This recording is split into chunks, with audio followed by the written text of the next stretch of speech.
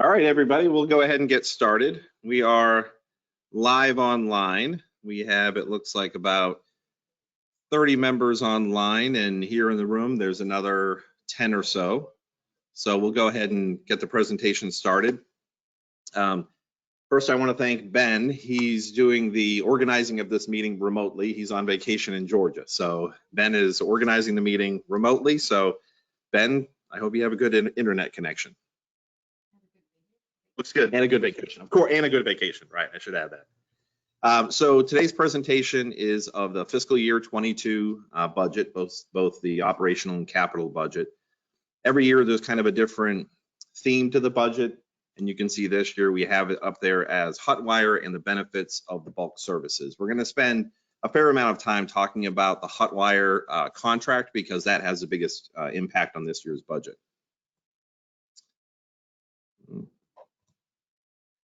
So one thing that we always have in mind when we develop the budget is the club's vision and mission statement. I'm not going to read the whole thing, but it's important that everything we do is aligned with the club's vision and mission, as well as the core values. Core values are important, especially this past year as we went through COVID, as it really kind of aligns what our values are as we worked our way through the pandemic, but it's also what we keep in front of us as we develop the budget.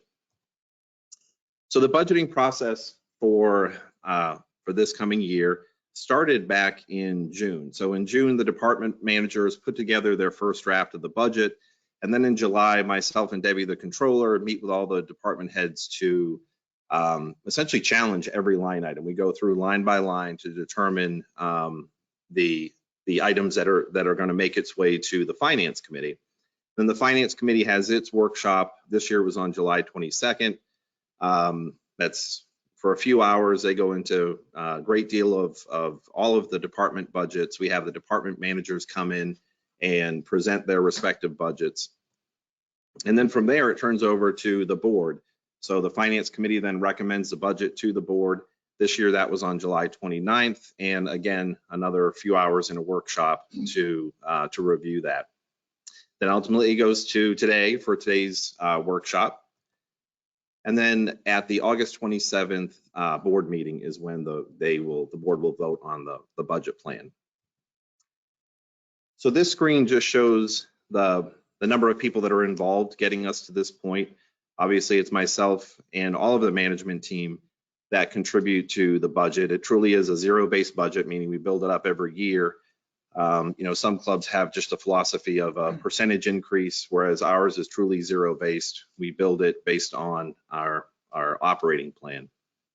The finance committee members are all listed there as they're a part of the workshop and, of course, throughout the year. And then the board members, the 9 board members that all attended the board workshop. So I mentioned before, I want to spend some time talking about HOTWIRE. This goes back all the way to 2017. If you remember, we engaged with a company called Converged Services it's a consulting firm to help us vet the different bulk service providers to find out what was the best thing for the membership.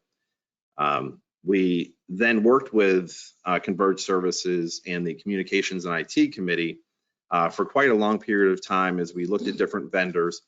Ultimately, HOTWIRE was selected, and they started their installations last summer.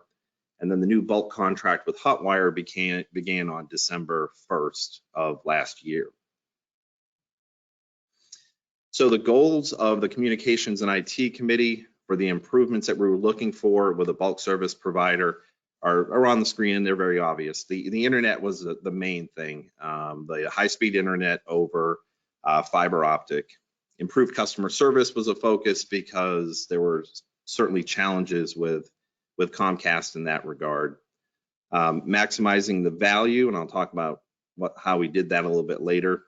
And then also staying competitive with other communities. Other communities have gone to a full fiber build out. We didn't have that. We were on basically an older infrastructure with the coax. So with going to HOTWIRE, with bulking the internet services, members are paying a little bit more through the HOA for the bulk service, but they're also saving expenses that they would have otherwise been paying to Comcast as a retail service. The biggest driver of that is high-speed internet. Most, if not almost everyone, had high-speed internet before HOTWIRE, but they were paying for that service. Other things that Comcast would charge you for would be like if you wanted a DVR or even high definition service. The bulk agreement with Comcast only included standard definition.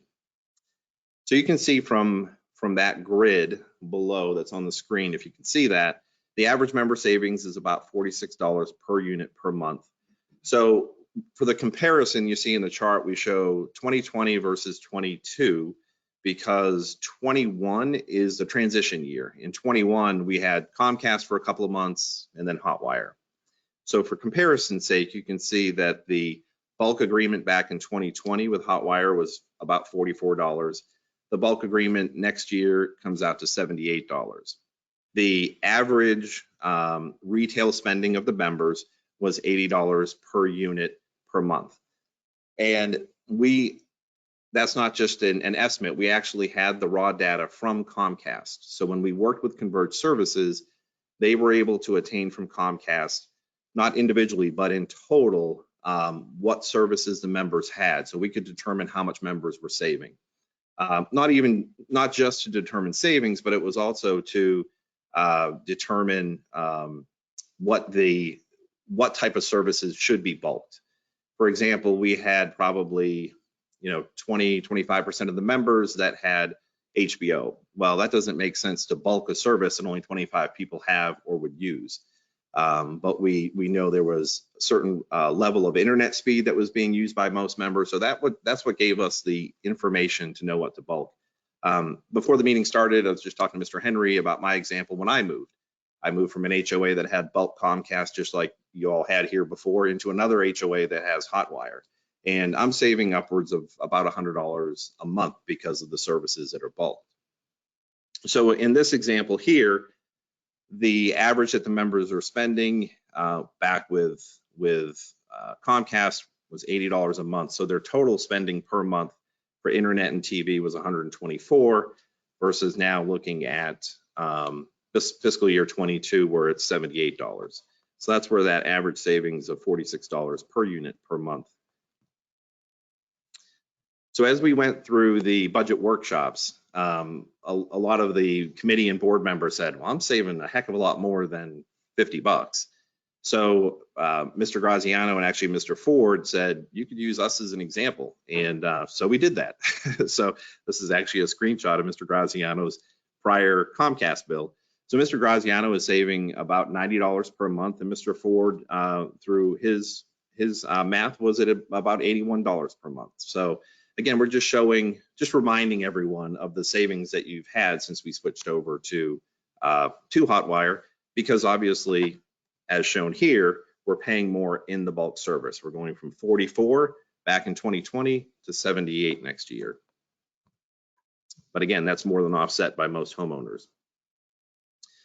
So this breaks down what occurred in fiscal year 20, 21, and what will happen in 22. So in 20, it was obviously all Comcast, and that came down to $44 per unit per month.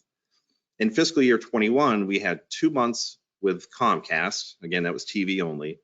Then we had 6 months free with HOTWIRE. Of course, that's TV and internet. And then the last 4 months of this current fiscal year, we have the new rate with HOTWIRE at $78. So in fiscal year 21, bulk services in total actually went down. We went from $524 for the year per unit down to $394. So we actually had a reduction in bulk services in fiscal year 21 because of the 6 months free. Then in fiscal year 22, it actually jumps up because now we're at the full $78 per month. And a question was asked before, is that something we're going to see a significant jump going forward? And the answer is no. We have the contract with HOTWIRE is 4% increase annually for I think it's 4 years, and then it drops to 3%. So this, again, just gives you a comparison. So if we look at fiscal year 20 to 21, we actually saved $130 per unit for the year. If we look at fiscal year 21 to 22, it's the big increase because, again, that's 6 months free, so it's a $538 increase. And then if you compare 20 to 22, because that's the 2 full years of paid service, the increase is $408.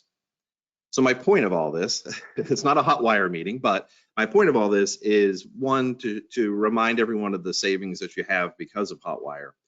But more importantly, this is the single biggest impact of this year's budget. If you look year over year, that $538 increase is the biggest increase in this year's budget. So I just want to take some time to explain that. So what other significant operational impacts do we have? The next largest is payroll for sure. I cannot say enough about the challenge that it is in this environment right now to fill jobs, to keep employees whole. I was on a webinar this morning for the club industry, and they were talking about a job.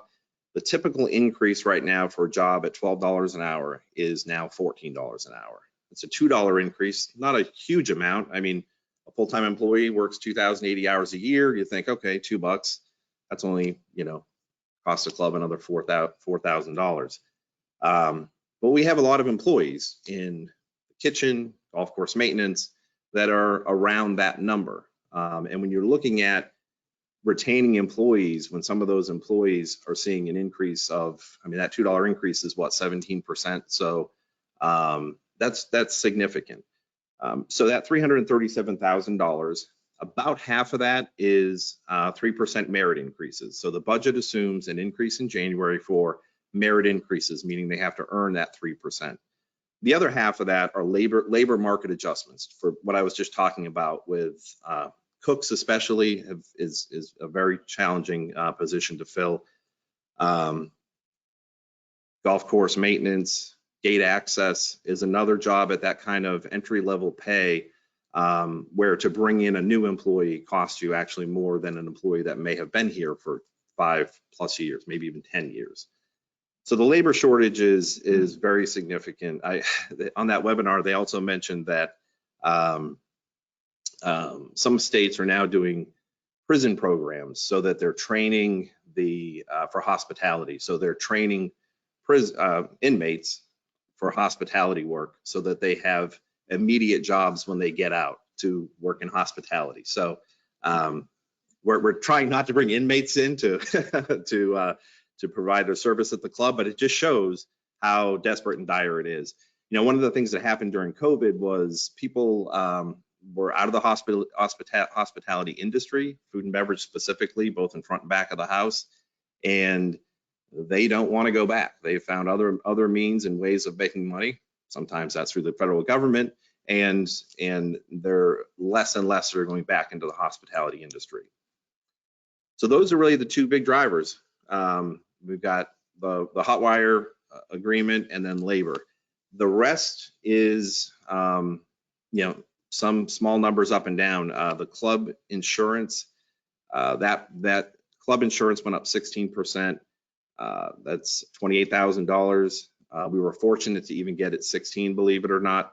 Our broker was preparing us for over 20. That's what he was seeing with other clients. Thankfully, we have a favorable history, so we're able to stay with the insurance carrier that we had and have a 16% increase. Employee health insurance also went up about 5%. That was negotiated down to what initially was coming in double digits. So employee health insurance is another hit to the budget. So let's look at a total cost comparison. And typically in this chart, the annual master base assessment has the bulk services included in it. So the annual master base assessment is the primarily gate access and bulk TV. And then there's also common area maintenance. Mark has a few guys that do like Reynolds around the clubhouse that does landscape work. But the big drivers in master base assessment, again, we sometimes refer to that as common area maintenance. That's bulk services and gate access. So this year we actually separated bulk services from that, just so you can get a better kind of apples to apples comparison, since the bulk services were such a big driver. So if you look at the annual club dues from fiscal year 21 to 22, the increase is only $21. It's less than 0.5%.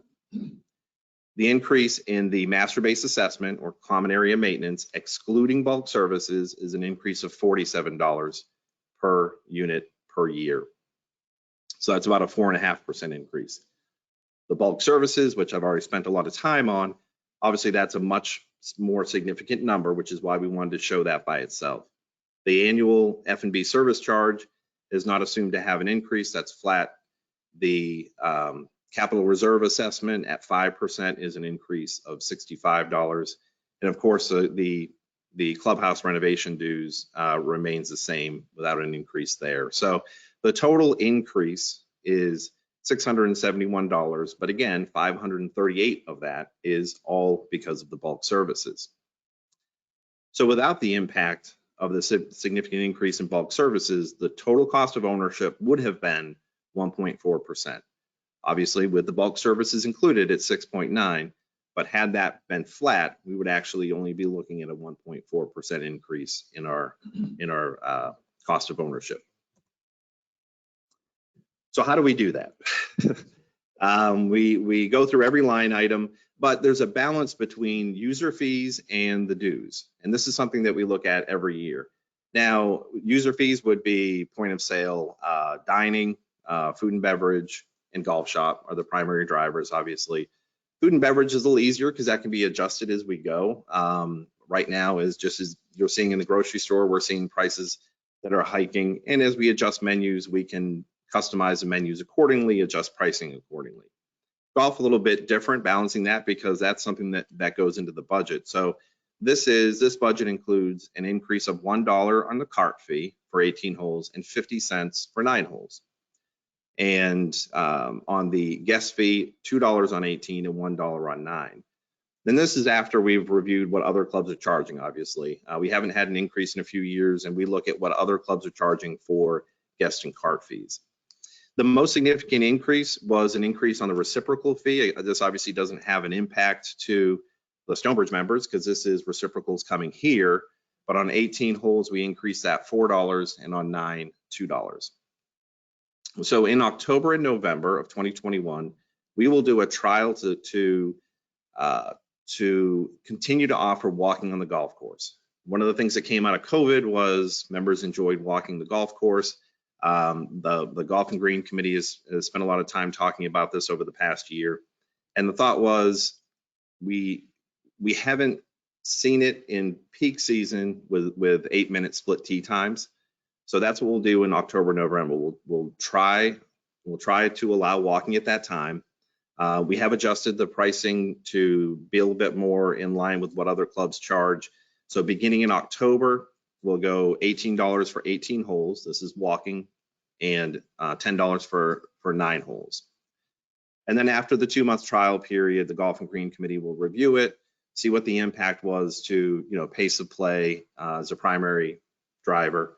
I should say that walking would not be allowed if it's a shotgun for obvious reasons or a tournament. And then we have the capital budget plan, which is a little bit harder to see. We'll have all these slides up on the website. I'm not sure if you can see my cursor, but in the column labeled New Capital Resale Fund, you'll see that we have 3 projects that are on the schedule from the resale fund. One which has been on the schedule but not yet done is a mechanical gate at golf course maintenance. That's going into Carrington. Some banquet equipment in the kitchen, say banquet, that's a general term, not necessarily just for banquets, but for production. And a blast chiller, which is just a means of quickly cooling items before they go into refrigeration. So we have 35,500 in resale items queued up for fiscal year 22.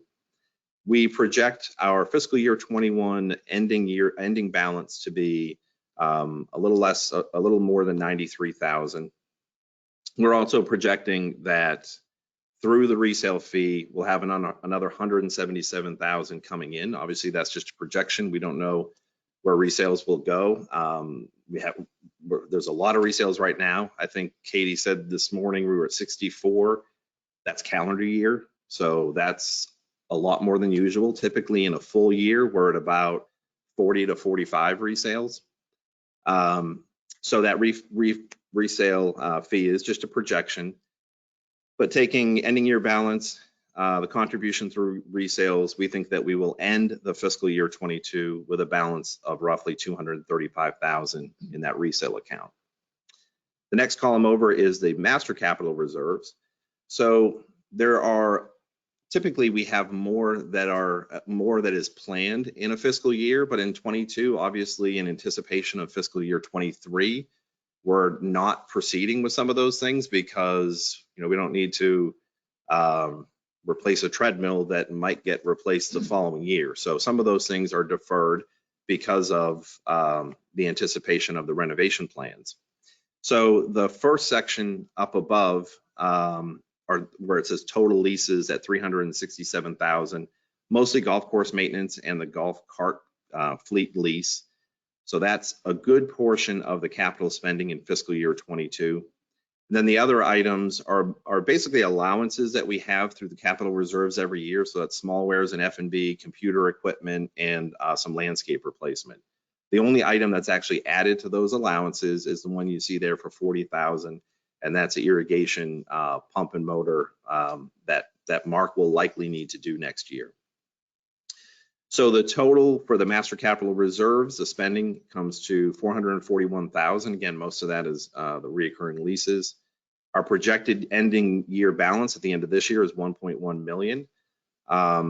With the 5% increase that I mentioned on the capital reserves, that brings the capital assessment for fiscal year 22 to almost 1.1 million. So we take those two numbers less the 441, we anticipate that we'll end the fiscal year 22 with just shy of 1.8 million. Are you counting in the payments that will go in October 1? Is that So the question, I'll just repeat the questions because of Mike's. The question was, does this count what comes in October 1st? Yes. So without the 2022 capital reserve payment from the members, you're less than 700,000 in the capital reserve? No, we project, as it says there, the estimated year-end balance at the end of this year will be 1.1. Then we will bill in September for fiscal year 22, and that's the additional almost 1.1. Okay. And I guess we can do questions in the room, and then Ben can look at questions online. Any other questions from the room? I know I spent half the time talking about HOTWIRE, but I thought that it's the main driver, and want to remind everyone that most people are seeing a pretty significant savings. We even have more detailed charts that we did with the finance committee and the board. I didn't want to make it overly confusing, but for a typical member, if you look at operational dues from fiscal year 20 to 22, it actually, in most cases, for a lot of members, will net out to be in break even when you take into account the savings from HOTWIRE. So Ben, is there any questions online? I don't have any questions in the queue currently. A quick reminder to all of our remote attendees, you can submit a question in the question tab on your control panel if you wish. There's a field on the question panel, and then just hit send. I should have mentioned that. Give them a minute or two to submit.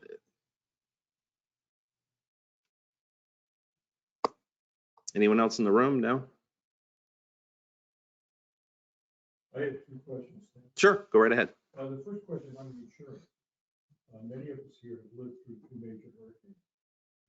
Have we talked about increasing our deductible to keep our insurance premium down? So the comment was from Mr. O'Flaherty was whether we've considered increasing deductible because of the increase in premiums. And we did that about Mr. Morrissey, Joe Morrissey, one of the members here is, I can't even explain how much of a help he is with our renewal. He's been involved now, I would say at least 5 years on our insurance renewal at the club. He attends the renewal meetings and he talks the talk with the brokers. So it works out quite well. And I think it was probably 3 or 4 years ago that we made a pretty significant increase in our deductibles. If I remember correctly, we increased it from either 5 or 10 to 25. It may have been 5 to 25. So we realized some savings at that time. And the overall review and assessment of it was that the 25 is probably as far as we want to go. Our claims history is really good, so it's not like we're, have a lot of claims that are filed. So I'm comfortable with that 25,000. Mr. Hull? You still anticipate that the current fiscal year will be better than budget if we close it out in September? And I assume you'll be able to do something with those funds similar to what's happened last year. Yep. So the comment from Mr. Hull was, are we projecting a surplus at the end of this year? We are on track for that, probably in the range of